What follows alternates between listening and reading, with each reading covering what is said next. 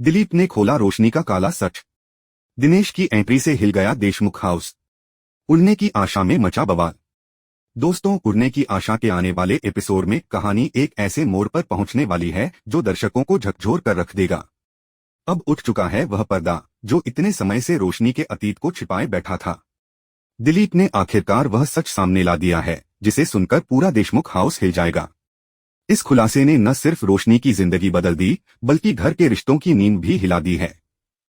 Episode की शुरुआत होती है एक शांत माहौल से जहां सब कुछ सामान्य लगता है, लेकिन तभी दरवाजा खुलता है और दिलीप अंदर आता है। उसके साथ खड़ा है एक अनजान चेहरा, दिनेश। सबकी निगाहें उसी पर टिक जाती हैं। कमरे में सन्नाटा छा जाता है जब दिलीप गंभीर आवाज में कहता है, आंटी, ये हैं दिनेश। ये शब्द सुनते ही रोशनी के चेहरे का रंग उड़ जाता है। उसके हाथों में पकड़ा गिलास जमीन पर गिर जाता है और उसके अंदर दबी सारी बेचैनी उसकी आंखों से छलक पड़ती है। रेणुका हैरान होकर पूछती है, कौन है ये दिनेश और ये यहाँ क्यों आया है? दिलीप गहरी सांस लेकर कहता है, क्योंकि अब सच छिपाने का कोई मतलब नहीं रहा। रोशनी ने जो कहानी अपने अतीत की बताई थी वो सब झूठ था। कमरे में मौजूद हर व्यक्ति का चेहरा जैसे पत्थर बन जाता है। साहिली चुपचाप सब सुन रही होती है जबकि सचिन की आंखों में गुस्सा और अविश्वास झलकने लगता है। वह रोशनी की तरफ देखता है और कहता है, मतलब तूने जो कहा कि तू अकेली है वो भी झूठ था। रोशनी कुछ बोलना चाहती है लेकिन शब्द गले में अटक जाते हैं। तभी दिनेश आगे बढ़कर कहता है, मैं कल्याणी का पुराना दोस्त हूँ और उसका लीगल पति कोई और है। यह सुनते ही पूरा देशमुख हाउस स्तब्ध रह जाता है। हवा जैसे थम जाती है, दीवारें तक कांपने लगती हैं।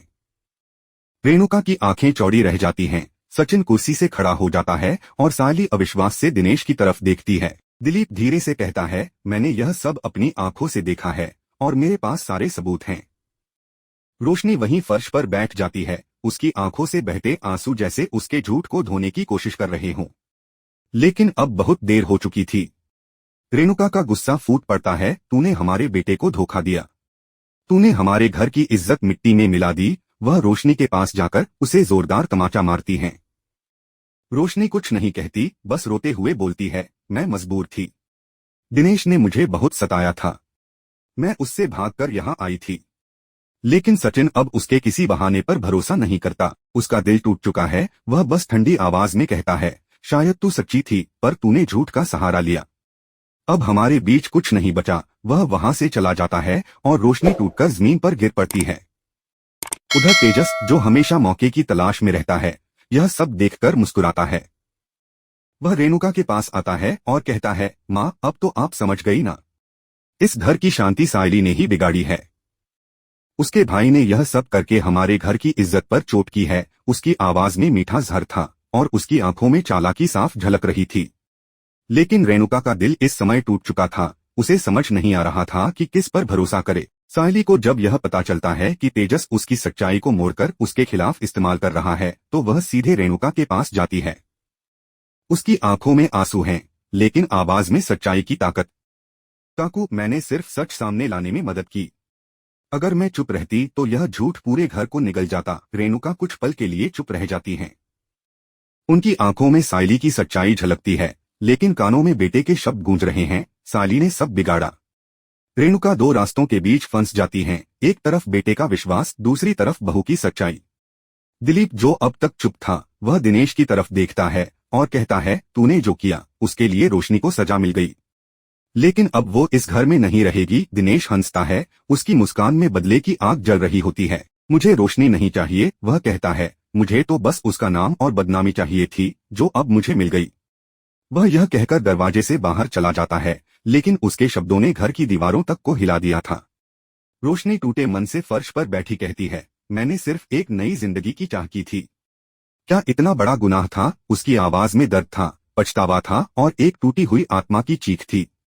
सचिन दरवाजे पर रुकता है, उसकी आंखों में आंसू हैं लेकिन वह खुद को संभालते हुए बस इतना कहता है, अब देर हो चुकी है। तेजस इस मौके का पूरा फायदा उठाता है। वह रेणुका के सामने घुटनों पर बैठता है और मीठे लहजे में कहता है, माँ, अब आपको मुझ पर भरोसा करना होगा। मैं ही इस घर की जिम्मेदारी संभाल सकता हूँ। उसके चेहरे पर मासूमियत का मुखौटा था लेकिन आंखों में साजिश की चमक। रेणुका की आंखों में अब सायली के लिए शक और बेटे के लिए अंधा विश्वास दोनों तैरने लगते हैं। वह सायली की तरफ देखती है और कहती है, तेरे भाई ने हमारे घर की नींद हिला दी। अब तू इस घर से जा सकती है। सायली चुपचाप अपना बैग उठाती है। उसकी आंखों में न कोई शिकायत है, न कोई डर, बस एक सच्चे इंसान का दर्द है जिसे गलत समझा गया। वह बिना कुछ कहे निकल जाती है, लेकिन उसके कदमों की आहट जैसे पूरे घर में गूंजती है। रेणुका का दिल भारी है, सचिन खोया हुआ है और तेजस के चेहरे पर एक तिरछी मुस्कान है, जैसे उसने अपनी चाल पूरी कर ली हो। दूसरी तरफ रोशनी अब अपने कमरे में अकेली बैठी है। खिड़की से आती ठंडी हवा उसके आंसुओं को सुखाने की कोशिश करती है, लेकिन उसके दिल की आग बुझने का नाम नहीं लेती। उसके शब्द हवा में गूंजते हैं, सच कभी झूठ के नीचे नहीं दबता, लेकिन जब तक सामने आता है तब तक सब कुछ खत्म हो जाता है। पिछली रात रोशनी के जीवन का सबसे दर्दनाक मोड़ थी। घर से निकाले जाने से पहले उसने आखिरी बार पीछे मुड़कर देखा और धीमी आवाज में कहा, सच हमेशा दर्द देता है पर झूठ हमेशा खत्म करता है। उसके शब्द घर की दीवारों पर गूंजते रह गए। कहानी का अंत उस रात हुआ जब रोशनी अपने कमरे में अकेली बैठी थी। उसकी आंखें सूनी थीं और मन में दिनेश की बातें बार बार गूंज रही थीं। उसने सोचा, काश मैं झूठ के बजाय सच पर भरोसा करती, शायद मेरी जिंदगी कुछ और होती। बाहर बारिश हो रही थी, लेकिन उसके भीतर जो तूफान था वो किसी भी बारिश से नहीं थमता। लेकिन जैसे जैसे रात बीतती है, कहानी एक नई सुबह की ओर बढ़ती है। अब सीन बदलता है, जगह बदलती है और किरदार भी। अब सायली दिल्ली में है, एक नए शहर, नई सोच और नई शुरुआत के साथ। वह अपनी जिंदगी को दोबारा संवारने की ठान चुकी है। सादा कपड़ों में, आंखों में आत्मविश्वास और चेहरे पर सच्चाई लिए वह शहर के जाने माने उद्योगपति श्री विकास के आलीशान घर पहुंचती है। दरवाजे पर खड़े होकर मुस्कुराते हुए कहती है, मैं सायली हूं, एक पेशेवर फ्लोरल डेकोरेटर। उसकी बातों में ईमानदारी झलकती है। वह बताती है कि वह हर सुबह ताजे फूलों की डिलीवरी कर सकती है और हर कोने को नए रंगों और खुशबू से सजा सकती है। श्री विकास उसकी सादगी और आत्मविश्वास से प्रभावित हो जाते हैं। सायली उन्हें अपने पिछले काम की तस्वीरें दिखाती है। हर तस्वीर में उसकी मेहनत, उसकी रचनात्मकता और उसकी लगन साफ झलकती है। विकास मुस्कुराते हुए कहते हैं, आप जैसे लोग काम से नहीं, अपने जज्बे से पहचाने जाते हैं। कुछ ही मिनटों में वह उसे रोजाना फूलों की डिलीवरी का बड़ा ऑर्डर दे देते हैं। सायली के लिए यह मौका एक वरदान की तरह था। वह समझ जाती है कि अगर उसने यह काम दिल से किया तो इस शहर में उसका नाम चमक सकता है। लेकिन जैसे ही वह बाहर निकलती है, सामने खड़ी होती है मंदिरा, उसका पुराना प्रतिद्वंद्वी चेहरा, आंखों में गुस्सा और आवाज में ताने।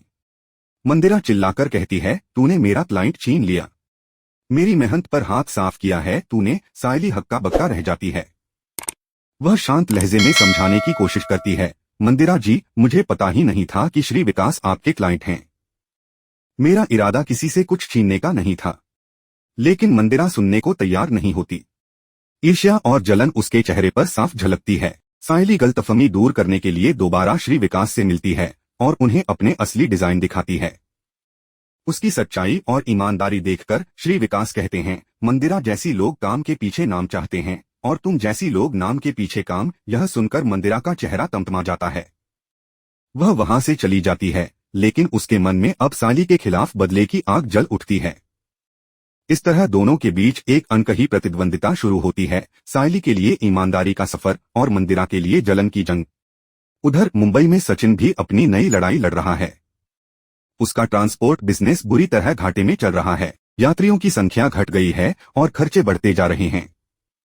परेशान होकर वह अपने दोस्त अनीश से कहता है, अब कुछ नया करना पड़ेगा, नहीं तो सब खत्म हो जाएगा। अनीश सुझाव देता है, क्यों न हम एक ड्राइविंग स्कूल शुरू करें, इससे स्थायी आय भी होगी और नाम भी बनेगा। सचिन को यह विचार अच्छा लगता है, लेकिन एक दिक्कत थी, पंजीकरण के लिए एक ऑफिस एड्रेस की जरूरत। अनीश कहता है, हम तुम्हारे घर का पता इस्तेमाल कर सकते हैं। सचिन थोड़ा झिझकता है। उसे पता है कि उसकी मां रेणुका इस बात का विरोध करेंगी, लेकिन तभी सायली उसे हिम्मत देती है।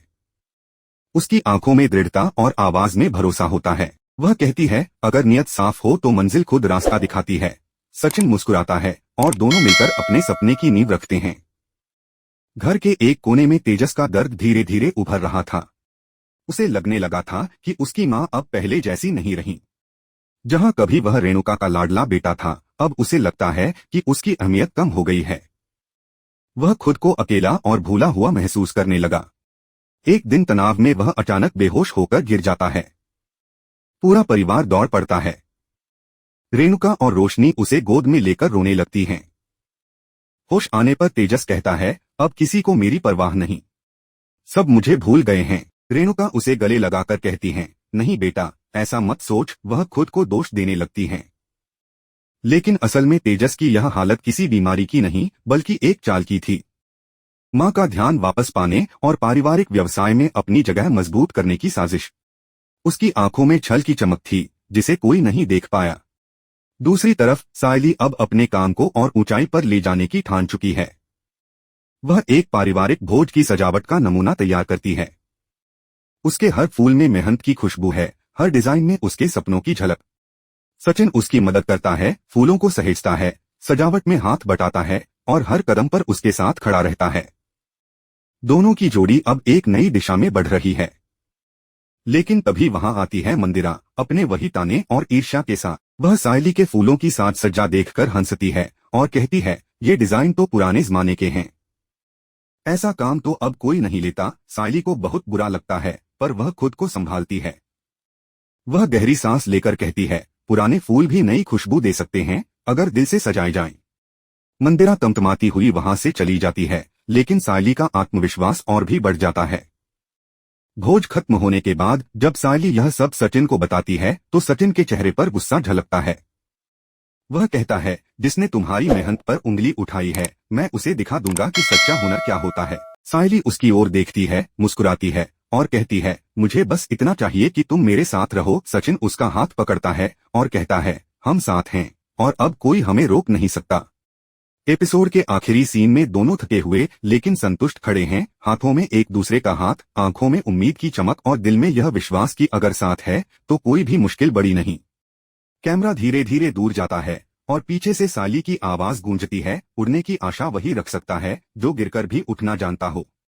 और इसी दरगभरे मोड़ पर एपिसोड खत्म होता है, दर्शकों को अगले हिस्से के इंतजार में छोड़कर। क्या रोशनी अपने सच को साबित कर पाएगी?